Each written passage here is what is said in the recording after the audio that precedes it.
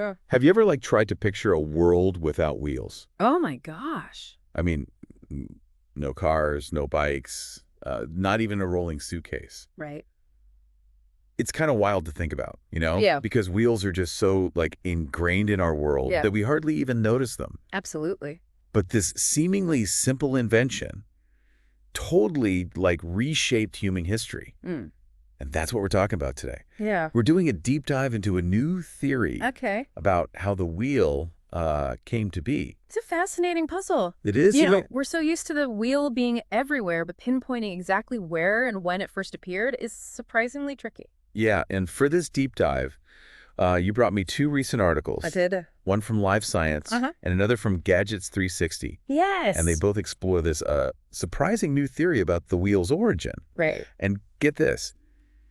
They suggest the wheel might not have come from where we traditionally think it did. That's right. Usually you hear about Mesopotamia or Turkey, but these articles hint at something totally different. Yeah, the traditional theories often point to Mesopotamia roughly around 4000 BC as the birthplace of the wheel. Okay. The idea is that from there, the inventions spread outwards.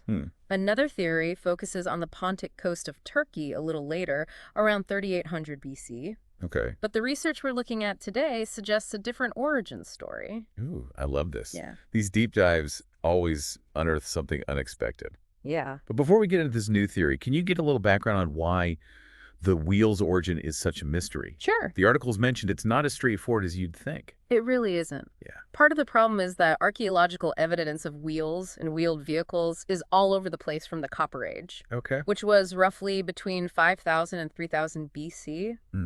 We're talking battle scenes with chariots, little toy wheels that might have been for kids, even graves where people were buried with their wagons. Wow. It's like the wheel just popped up everywhere in Europe, Asia, and North Africa almost at the same time. Wow. So trying to trace it back to a single point of origin is like trying to find the very first person who shared a viral meme. That makes a lot of sense. Yeah. It's this huge explosion of wheeled activity. Right. So it makes it tough to pinpoint patient zero, so to speak. Exactly. But that brings us to the third theory, which is what these articles focus on. The idea that the wheel originated in the Carpathian Mountains. The Carpathian Mountains. Yes. That is unexpected. Yes, it is. What led whoever to that conclusion? Well, the Live Science article mentions a historian, Richard Bulliet, Okay. who proposed this theory back in 2016. His theory connects the invention of the wheel to a very specific need: copper mining. Oh, See, around 4000 BC, the easily accessible, high-quality copper ore started to become scarce. wow. Miners had to dig deeper and deeper into the earth, and that meant hauling heavier and heavier loads back to the surface. So classic necessity being the mother of invention. Exactly. And speaking of those miners, the articles mention these ancient rectangular wagon models found in the Carpathian region. Yeah. They have these trapezoidal sides, and they look strikingly similar to the mining carts we use today.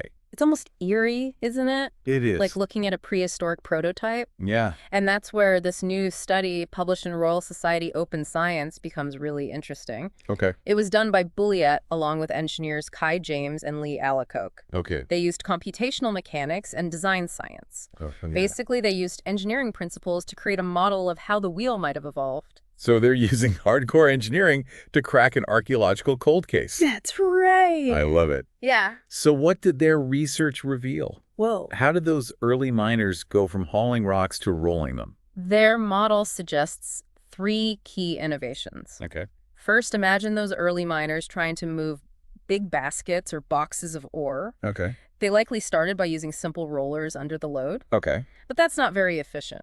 I can imagine. You constantly have to stop, pick up the roller from the back, and move it to the front. Yeah. I can imagine that getting old fast, especially when you're dealing with heavy copper ore. Exactly. So the first big leap was the development of grooved rollers. Grooved rollers. Yeah. Think of it like a track for those early carts. Oh. The grooves meant the box sat more securely on the rollers and could move back and forth without constantly repositioning. Uh-huh. This innovation also likely allowed for wider carts, meaning they could carry more ore further into the mines. That's clever. Yeah. Like going from dragging a sled through the snow to pushing a cart on a paved road. Right. Much smoother, and you can carry more. Exactly. So what was the next big leap? The next big leap was the wheel set, Okay. where wheels are fixed to an axle. Okay. Now, this might seem obvious to us, but remember, we're talking thousands of years ago. Right. This change was significant because it gave the cart higher ground clearance. Okay. Think about navigating a mine shaft. Right. It's not exactly a smooth ride. No. Rocks, debris, uneven surfaces. Right. This raised platform would have been much easier to maneuver. So we've gone from rolling Yes. to rolling more efficiently. Right. And now we've got off-road capabilities. Yes. What was the final piece of the puzzle? This might sound like a no-brainer to us today, Okay. but the final innovation was wheels that could rotate independently of the axle. Okay. This dramatically increased the maneuverability of these wheeled vehicles. Oh, yeah, because try taking a sharp turn with wheels fixed to the axle. You're not going anywhere fast. Exactly. Yeah, I'm picturing a lot of scraped knuckles and frustrated miners. Yes. But with independently rotating wheels, suddenly those tight corners in the mine shafts become much easier to navigate. Absolutely. It seems these three innovations build on each other, Yeah. each one solving a specific problem those Carpathian miners were facing. Exactly. And what's fascinating is that the team's analysis revealed something else. This evolution from rollers to the wheel and axle system wasn't just about practicality. It also made things increasingly energy efficient. Oh, wow. With each step, less energy was needed to move the same amount of weight. Hmm. It's almost like those miners were accidentally stumbling onto fundamental principles of physics. It's amazing to think that those early miners were essentially laying the groundwork for some of the most fundamental principles of engineering. Yeah. Even today, we're obsessed with Yeah. making things more energy efficient, We are. whether it's our cars or our smartphones. Absolutely. It's fascinating how these basic concepts have such a lasting impact. Yeah, it really highlights how human ingenuity can be sparked by the simplest of needs. Yeah. But here's where it gets even more interesting. Okay. While this model paints a very plausible picture for how the wheel might have emerged in Eastern Europe, it's crucial to remember this is just one possibility. Right. Could other cultures facing similar challenges have independently come up with the same solution? So we've got this compelling theory about the wheel emerging from the practical needs of copper miners. Right. But it makes you wonder, Yeah. could other cultures have faced similar challenges and come up with similar solutions? Exactly. The idea that the wheel might have been independently invented in multiple places is really mind-blowing. It really is, and that's a question we're going to delve into further. Ooh, I can't wait. Yeah, this idea that the wheel, this revolutionary invention, might have sprung up in different parts of the world completely independently is a real head-scratcher.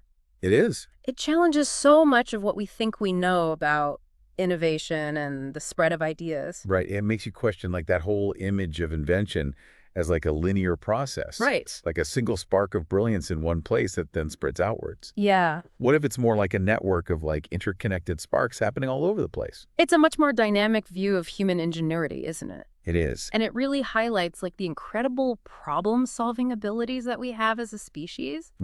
So while the Carpathian theory is fascinating, Yeah. it's crucial to consider this idea of independent invention. Think of it this way. If something as fundamental as the wheel could be invented multiple times, what does that tell us about human creativity and innovation?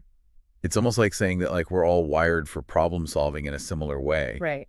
Like given similar challenges and environmental pressures, humans in different parts of the world might arrive at very similar solutions, even without any contact with each other. Exactly. Yeah. And that challenges the assumption that invention always flows from a single point of origin. It suggests a more multifaceted view of human innovation. It's exciting to think about. It is. Are there any other examples of inventions that might have popped up independently in different parts of the world? Yeah. Besides the wheel? I mean, absolutely. Okay. Agriculture is a great example. Okay. The domestication of plants and animals happened independently in several different regions across the globe. Okay.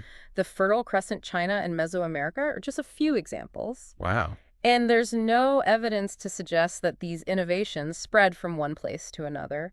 They seem to have sprung up organically in response to local needs and environmental pressures. Wow, that's incredible. It is. So instead of a single straight line of progress, Right. it's more like humanity is constantly experimenting all over the globe, Yeah. trying to solve problems and make life better. Exactly. And sometimes those solutions happen to converge on similar ideas. That's right.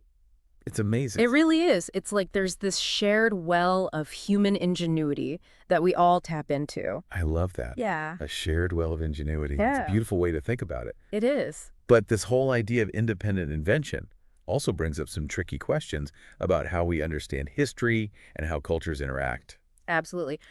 For example, if the wheel was invented independently in multiple places, does that mean there was absolutely no cultural exchange or diffusion of technology between those places? Right. Or is it more nuanced than that? That's a really good question. Yeah. It's tempting to think of it as an either situation, but I have a feeling it's a lot more complex than that. You're right. It's definitely more nuanced. Yeah. It's entirely possible that different cultures might have developed the wheel on their own, and then later through trade or migration, they came into contact with each other and shared or adopted improvements or variations of the design. It Yeah. doesn't have to be one or the other. So maybe it's more like a tapestry, Yeah. with Oh, yeah. all these different threads of independent invention and cultural exchange weaving together to create the rich fabric of human history. Exactly. It's a fascinating concept. It is, and I think that's what makes studying the past so rewarding. Yeah, There are always new discoveries to be made and new perspectives to consider. for sure. It's never a simple answer. Okay, so let's switch gears a bit Okay. and talk about the implications of this research for the future. Sure. The Live Science article mentioned that this computational design approach that the researchers used could potentially unlock other archaeological mysteries. Yes, and this is where things get really exciting. Okay. Imagine using this approach to study everything from the construction of ancient monuments like the pyramids to the development of early writing systems. It has the potential to totally revolutionize the way we understand the past.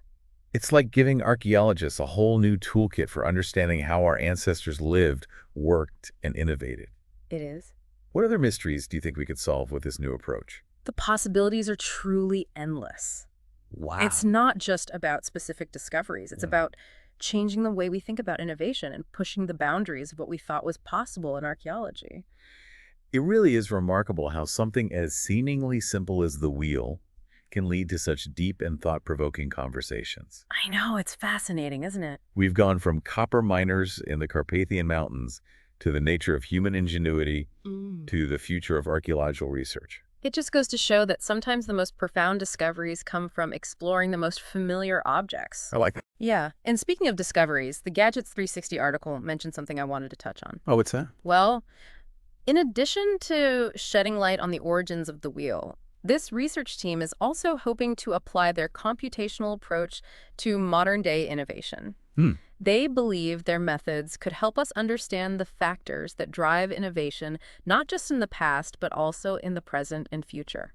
That's a fascinating idea. It is. So it's not just about looking back. Right. It's about looking forward as well. Exactly. Can you give me an example? Absolutely. Imagine using this approach to study the development of, say, renewable energy technologies. Okay.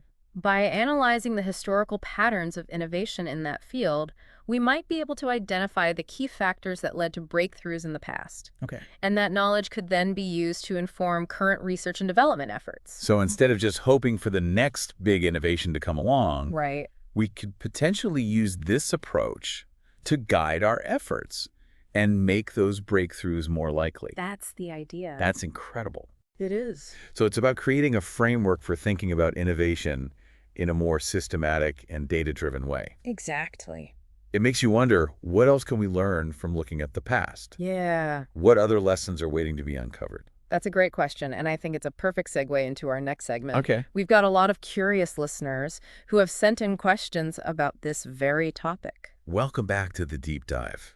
We've been talking about the origins of the wheel, We have. exploring this fascinating new theory about its connection to copper mining in the Carpathian Mountains. It's a good one. And we've even pondered the possibility that the wheel was independently invented in different parts of the world. That's pretty mind-blowing. Yes, it's been a really thought-provoking conversation, and it seems our listeners have been pondering right along with us. We've received some amazing questions that really push this conversation even further. So let's dive into some of those questions. A listener named Sarah from Seattle asks, if the wheel was independently invented in multiple places, does that mean human evolution followed a similar path in different parts of the world? Ooh, that's a great question, Sarah. It is. It makes you wonder about the connection between our physical development and our ability to innovate. It does. While the invention of the wheel itself doesn't directly line up with specific stages of human evolution, it does tell us something important about our cognitive abilities, our capacity for problem solving. Okay. The fact that different groups of humans, separated by vast distances and with no apparent connection, were able to come up with such a similar solution points to a shared capacity for abstract thought and technological innovation.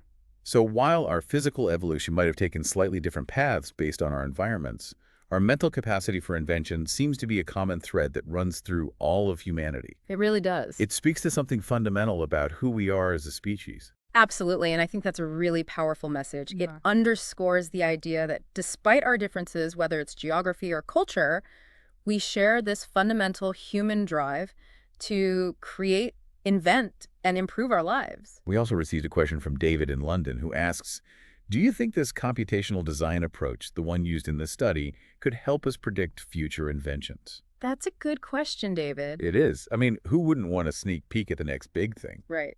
But can we really predict the future of innovation? That's a question that's on the minds of many scientists and engineers, I'm sure. While I don't think we can pinpoint specific inventions before they happen, this approach could definitely help us understand those underlying patterns and principles that drive innovation. Okay. Imagine analyzing massive amounts of data and simulating different scenarios. Yeah. We might be able to identify those areas where technological breakthroughs are more likely to occur. So it's not about predicting the future like a fortune teller, but more about creating a roadmap for innovation based on what we know about the past and present. Exactly. It's about thinking about innovation in a more systematic and data-driven way, about understanding the conditions that make it possible. Okay, one last question before we wrap up. Maria from Buenos Aires asks, what do you think is the most important lesson we can learn from this research on the origins of the wheel? Oh, that's a good one, Maria. I love this question because it forces us to zoom out and think about the big picture. It does. What does it all mean? I think the most important lesson is that the journey of discovery never really ends. There's always something new to learn, a new perspective, to consider, a new mystery to unravel. Yeah. Even something as familiar as the wheel can still surprise us and challenge our assumptions about the past. It's a good reminder that innovation isn't always about these grand, earth-shattering moments of genius. Sometimes it's about that slow, steady accumulation of knowledge, the willingness to experiment and tinker, and the drive to solve everyday problems. Just like those copper miners who stumbled upon a game-changing invention while trying to make their work a little easier. Absolutely. It's a great reminder for all of us, really. Yeah. We all have the potential to make incredible discoveries and contributions, even if it's just by being curious, open-minded, and persistent in our pursuit of knowledge. Who knows what's waiting to be discovered right around the corner? Well said. And on that inspiring note, it's time for us to bring this deep dive to a close. I want to thank you for joining us today and sharing these incredible insights. It's been my pleasure. And to all our listeners, thank you for joining us on this journey of discovery. Keep those wheels turning and never stop learning.